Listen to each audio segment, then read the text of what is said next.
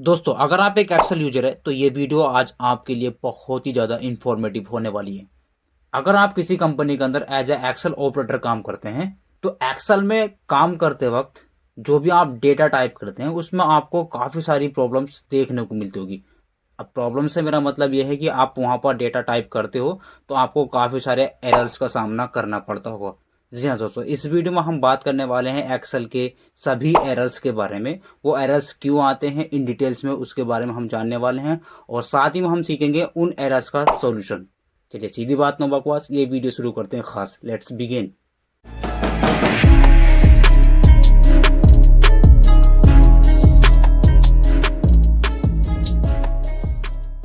दोस्तों, वीडियो में आगे बढ़ने से पहले आपसे एक छोटी सी रिक्वेस्ट है। अगर आप नए हैं हमारे चैनल पर तो चैनल को सब्सक्राइब कीजिए, बेल आइकन को प्रेस कीजिए जिससे आने वाले वीडियो की नोटिफिकेशन आपको टाइम पर मिलती रहे। चलिए अपना खास टॉपिक शुरू करते हैं।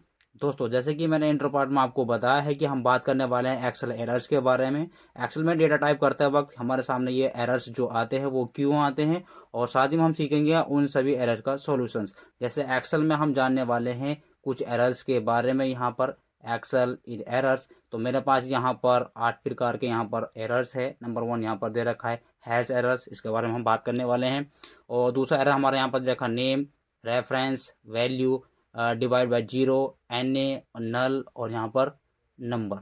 तो एक एक करके सभी के बारे में हम यहाँ पर डीपली बात करने वाले हैं। एक्सेल के अंदर ये एरर क्यों आते हैं और इनका सॉल्यूशंस क्या होता है। तो सबसे पहला हमारा यहाँ पर दे रखा है हैश एरर।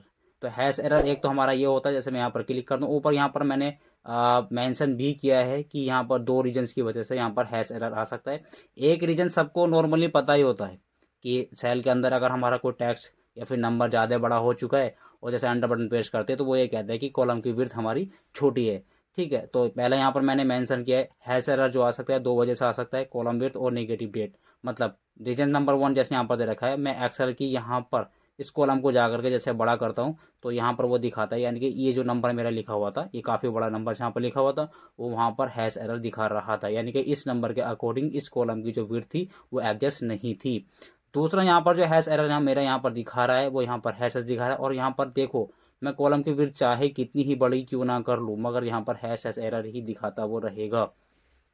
तो इस कंडीशन में आपको करना क्या है, ये कंडीशन यानी कि ये हैश एरर आपके सामने आ सकता है जब आप काफ़ी बड़ा डेटा टाइप करते हो एक्सेल के अंदर और वहाँ पर डेट टाइप करते हो और बाय चांस अगर आपने किसी भी डेट के आगे निगेटिव साइन लगा दिया है, मतलब माइनस का साइन अगर लगा देते हैं, यानी कि आपकी डेट अगर माइनस में पहुँच जाती है तो वहाँ पर वो हैश एरर दिखाता है और वो हैश एरर आपकी कॉलम विड्थ को बढ़ाने की वजह से नहीं हटता। ठीक है, याद रखना हमेशा इस बात को, कॉलम की विड्थ बढ़ाने से हैश एरर तब हटता है जब आपका टेक्स्ट कुछ लॉन्ग लिखा हो और एंटर बटन प्रेस करेंगे तो वहाँ पर हैश एरर दिखाता है। पर एक दूसरी कंडीशन आपके सामने हो सकती है हैश एरर आने की कि आपकी डेट निगेटिव वैल्यू में लिखी है। जैसे आप यहाँ पर फॉर्मूला बार में ऊपर देख पा रहे हैं, मैं आपको फोकस करके दिखाता हूँ। ये मेरी जो डेट लिखी है यहाँ पर इसके आगे निगेटिव लिखा है, यानी कि माइनस का साइन यहाँ पर लगा है। जैसे मैं यहाँ पर इस पर क्लिक करके इसको यहाँ से रिमूव कर दूंगा और एंटर की का यूज़ करूँगा तो यहाँ पर देखेंगे आप, यहाँ पर हैश एरर मेरा यहाँ से हट चुका है।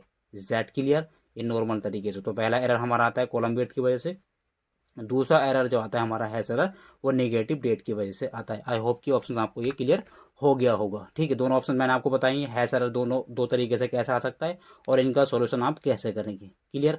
चलिए बढ़ते हैं अपने नेक्स्ट एरर की ओर। दूसरा एरर दोस्तों हमारा यहाँ पर ये है नेम एरर। नेम एरर आने के भी यहाँ पर 2 रीजन्स हो सकते हैं। नंबर 1, पहला रीज़न तो हमारा यहाँ पर ये हो सकता है कि आपने अपनी डेटा रेंज के अंदर जो भी फॉर्मूला टाइप करा है उसकी स्पेलिंग गलत है। मीन्स जैसे मैं आपको एग्जांपल यहाँ पर दिखाता हूँ, मैंने यहाँ पर क्लिक किया, क्लिक करने के बाद आप यहाँ पर देखें, मैं इसको डबल क्लिक करता हूँ, मैंने यहाँ पर फॉर्मूला टाइप किया था सम का।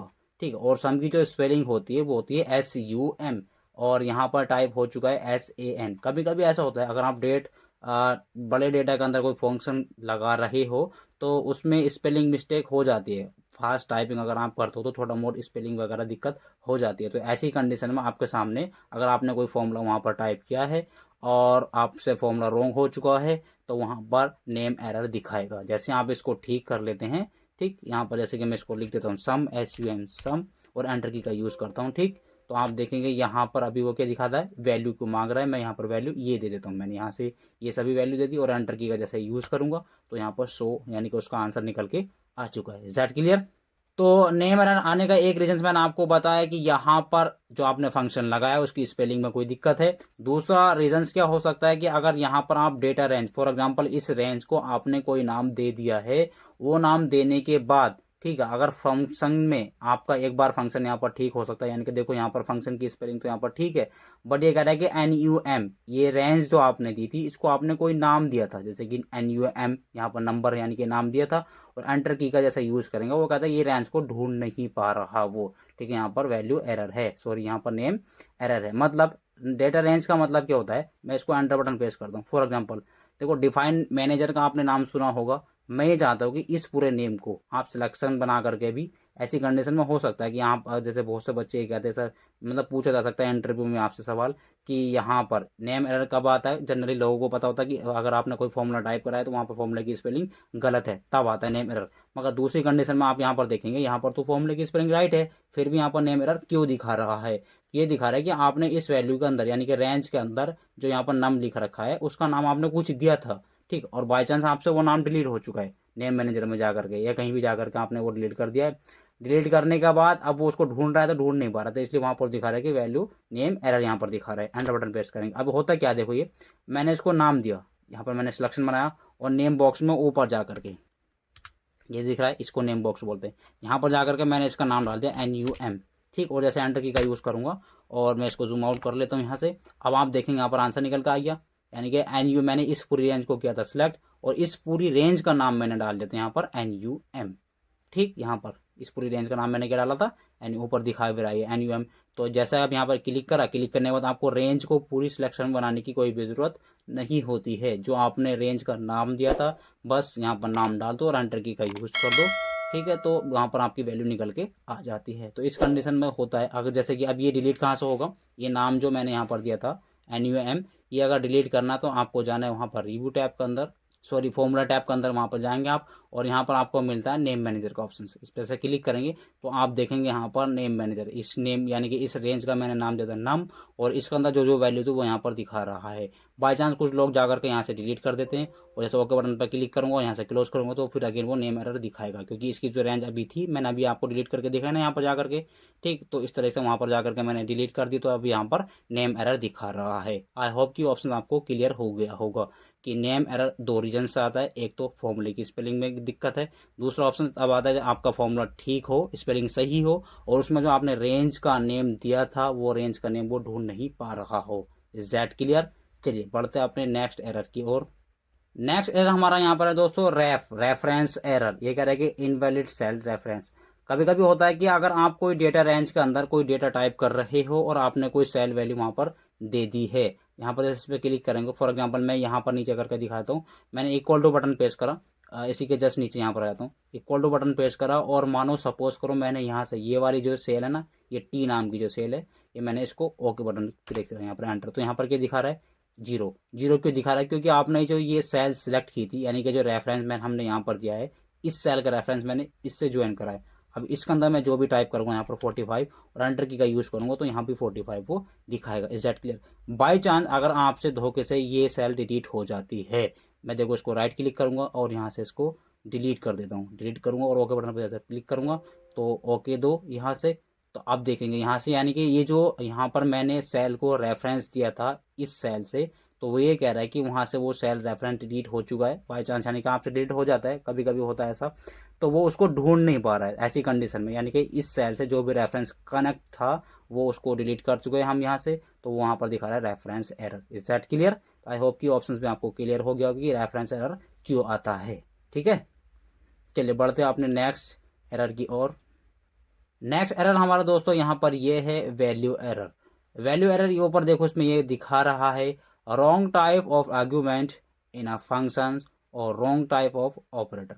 मतलब ये कह रहा है कि आप यहाँ पर, इसका आने का रीजन से एक रीजन होता है कि आपने यहाँ पर जो भी फंक्शन यहाँ पर लगाया है, ठीक, और उसके अंदर जो भी आपने रेंज दी है वो उस रेंज में से जिस मकसद के लिए आपने फंक्शन लगाया है वो मकसद उसको नहीं मिल पा रहा है। मतलब मैं आपको इजी वे से बता देता हूँ, मैंने इसको डबल क्लिक करके बताता हूँ। जैसे कि मेरे पास यहाँ पर एक ये टेबल थी और मैंने इन सभी वैल्यू को सम किया है, यानी कि Y8 से लेकर के Y11 तक, यानी कि जो वैल्यू लिखी है इन सभी को मैंने सम किया है। तो सम जो होता है एक्सेल के अंदर वो नंबर का सम होता है, टैक्स का सम नहीं होता है। तो यहाँ से लेकर के इन 3 सेल के अंदर तो यहाँ पर नंबर लिखे हैं, मगर चौथी नंबर सेल में वो टैक्स लिखा है, तो वो इन सभी को सम नहीं कर पा रहा है। वो कह रहा है कि वैल्यू उसको मिल नहीं पा रही है। Is that clear?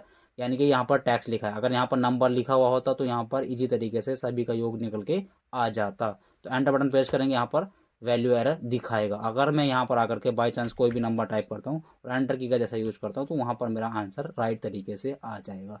तो कभी कभी होता है ऐसा कि अगर आप कोई वैल्यू को सम कराने जा रहे हैं और उस रेंज में से आपके नंबर को छोड़ करके कोई टैक्स वैल्यू अगर वहाँ पर लिखी है और आपने पूरी रेंज को कर लिया है सिलेक्ट, तो वहाँ पर वैल्यू एरर शो करा करके दिखाएगा। तो अगर वैल्यू एरर शो करा करके दिखाए तो आप समझ जाना कि आपने जो रेंज सिलेक्ट की है उसके अंदर कहीं ना कहीं पर आपका टैक्स लिखा है। आई होप कि ये वैल्यू एरर आपको समझ में आ गया होगा। चलिए आगे बढ़ते हैं अपने नेक्स्ट एरर की ओर। नेक्स्ट एरर बहुत ही ज़्यादा इंपॉर्टेंट है, जो ज़्यादा जनरली देखने के लिए मिलता है। इसके आने के 3 रीजन्स हो सकते हैं। इसका आने के कितने रीजन्स हो सकते हैं? 3 रीजन्स हो सकते हैं डिवाइड बाय जीरो के, यानी कि डिवाइड बाय, यानी कि पहला रीजन्स हो सकता है कि आपके ऊपर देखो divisions by zero, divisions by blank cell. मतलब जो सोलिड रीजन होते हैं दो, खासकर वो ये दोनों ही होते हैं। यानी कि आपने जहां पर भी फॉर्मूला लगाया है, ठीक है, वो फॉर्मूला या तो जीरो से डिवाइड हो रहा है या फिर ब्लैंक सेल से डिवाइड हो रहा है। तो मैं इसको डबल क्लिक करता हूँ तो यहाँ पर मैंने ये दो सेल को यहाँ पर लिखा था, यानी कि 20/0, यानी कि 20 को भाग दी थी, यहाँ पर डिवाइड किया था जीरो से।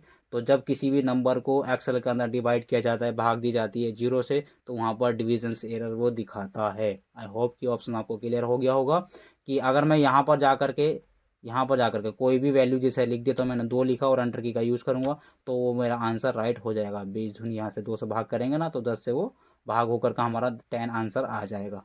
क्लियर? तो ये याद रखना है, एक्सेल के अंदर किसी भी नंबर को अगर आप जीरो से भाग देते हो, जीरो से डिवाइड करते हो, तो वहाँ पर डिविजन एरर आता है। क्लियर?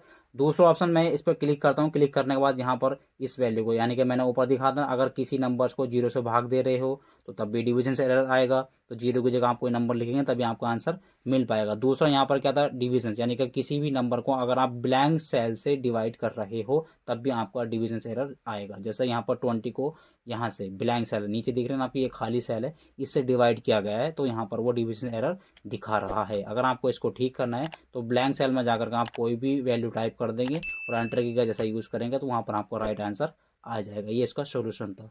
दूसरा थर्ड सोल्यूशन क्या होता है, देखो यहाँ पर मैंने यहाँ पर एवरेज इफ का फंक्शन लगाया है। तो कभी कभी ऐसा होता है कि एवरेज, इसका मतलब ये कह रहा है कि एवरेज, यानी कि ये जो नंबर्स है यहाँ पर लेकर के, यानी कि ये E11 से लेकर के E13 तक के नंबर्स का वो एवरेज निकाले अगर 50 से ज़्यादा हो।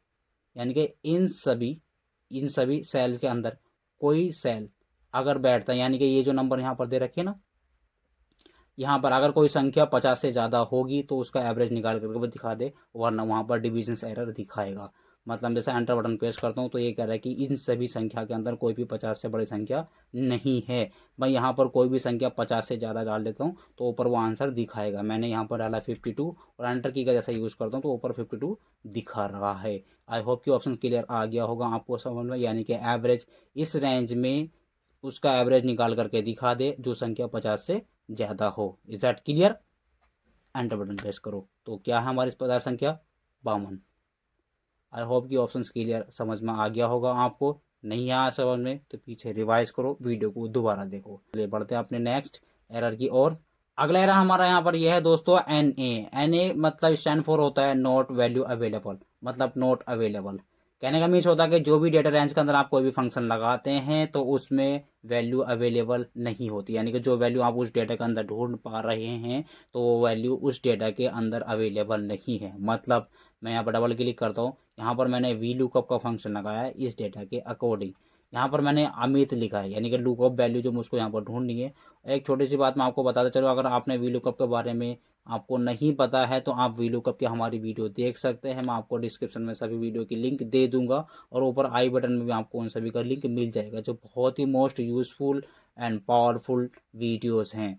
तो यहाँ पर ये क्या कह रहा है, यहाँ पर डबल क्लिक करके मैं आपको दिखाता हूँ, यानी कि लुकअप वैल्यू हमने ढूंढी है अमित किस रेंज के अंदर, इस रेंज के अंदर, ठीक है, और उसकी सेल्स यहाँ पर रिकॉर्ड दिखा दे।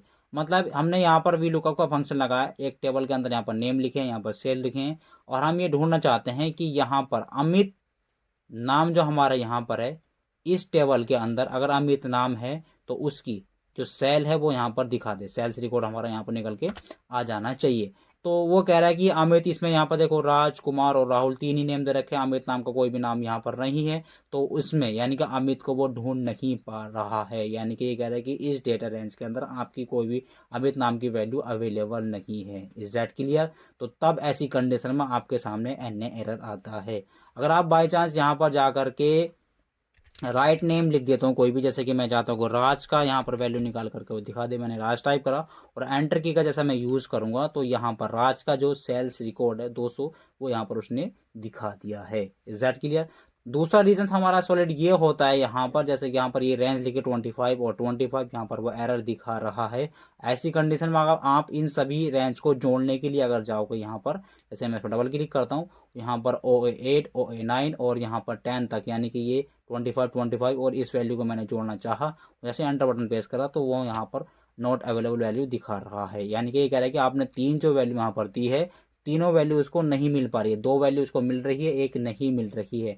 बाई चांस अगर यहाँ पर आकर के कोई भी आप नंबर्स टाइप कर देता हूँ, फॉर एग्जांपल मैंने 10 टाइप करा और एंटर की का जैसा यूज करेंगे तो वहाँ पर वो राइट वैल्यू आ जाएगी, यानी कि उसको वैल्यू मिल चुकी है। आई होप कि ये ऑप्शन आपको NA नॉट वैल्यू अवेलेबल का ऑप्शन समझ में आ गया होगा। नहीं आया तो वीडियो को पीछे बैक करो और दोबारा अगेन देखो। चलिए बढ़ते हैं अपने नेक्स्ट एरर की ओर। अगला जो दोस्तों हमारा यहाँ पर एरर है वो है नल एरर। ये नल एरर हमारे सामने कब आता है दोस्तों डेटा रेंज के अंदर? ये तब आता है जब आपने कोई फॉर्मूला सही नहीं लिखा हो। अब सही से मतलब ये नहीं कि वहाँ पर कोई आपने फॉर्मूले की स्पेलिंग गलत कर दिए, फॉर्मूले की अगर स्पेलिंग गलत होगी तो वहाँ पर नेम एरर दिखाता है। Is that clear? और मेरा मतलब ये है कि अगर आपने फॉर्मूले की स्पेलिंग तो राइट लिखी है, फॉर्मूले का जो आर्ग्यूमेंट होता है यानी कि सिंटैक्स होता है उसमें जो कोमा मांगता है, किसी में प्लस मांगता है, किसी में इन्वर्टेड कोमा मांगता है, ठीक है, वो आपने नहीं दिए हैं। बाई चांस आप भूल गए, कभी कभी ऐसा हो जाता है कि आप जल्दी जल्दी में कोमा लगाना भूल गए, वहाँ पर स्पेस दे दिया आपने, जो देना चाहिए था वो नहीं दिया वहाँ पर, ठीक है, तो वहाँ पर वो नल एरर दिखाता है।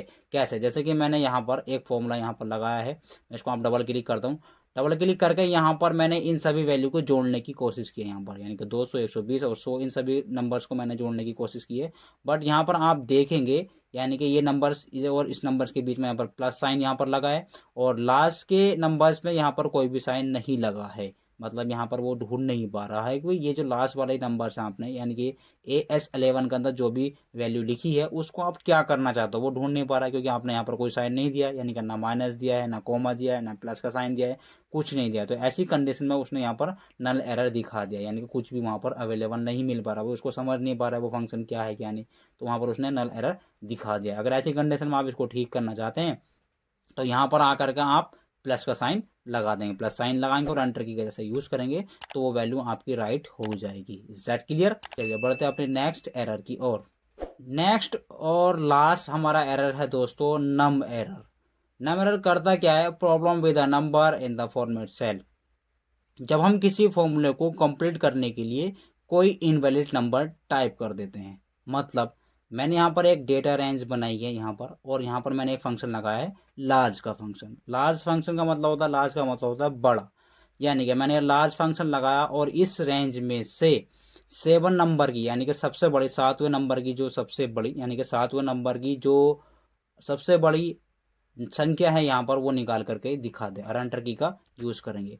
तो यहाँ पर मैंने क्या दिया था? नंबर 7 दिया था, बट यहाँ पर आप देखेंगे नंबर 7 लिखे हैं कि कितने लिखे हैं? 6 नंबर ओनली लिखे हैं।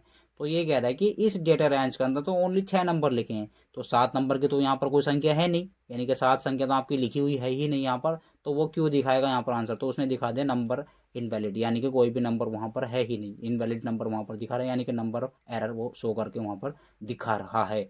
तो ऐसी कंडीशन में आपको ध्यान रखना है कि आपने जो ये रेंज दी है वो कितनी डेटा रेंज की है, यानी कि कितनी रेंज नंबर की वहाँ पर रेंज है। अगर मैं यहाँ पर टाइप कर देता हूँ 2, जैसे मैंने यहाँ पर 2 टाइप करा, यानी कि इस डेटा रेंज के अंदर से दूसरे नंबर की जो सबसे बड़ी संख्या होगी वो यहाँ पर दिखा दे और एंटर की का जैसे यूज करूंगा तो वहाँ पर 5 दिखाएगा। मतलब सबसे बड़ी संख्या पहले नंबर की हमारी क्या 6 है, दूसरे नंबर की हमारी 5 है, तीसरे नंबर की हमारी 4 है, चौथे नंबर की हमारी 3 है, इस तरीके से वो कम होती जाएगी।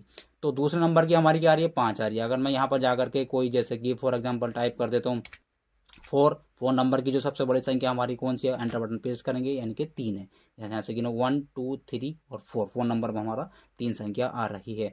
तो किसी भी कंडीशन में अगर आप डेटा रेंज के अंदर जब किसी फॉर्मूले को आप कंप्लीट करने के लिए कोई इनवैलिड नंबर दे देते हैं तो तब आपका नंबर एरर आता है। दोस्तों ये थी मोस्ट पावरफुल एरर्स। तो दोस्तों ये टिप पसंद आए तो लाइक करें, कमेंट्स करें, दोस्तों का शेयर जरूर करें, चैनल पर नए हैं तो चैनल को सब्सक्राइब जरूर करें, अपना सपोर्ट बनाए रखें और कमेंट्स करके जरूर बताना ये वीडियो आपको कैसी लगी। और अगर आपके माइंड के अंदर कोई एरर्स है तो मुझको कमेंट करके जरूर बताना, ठीक है।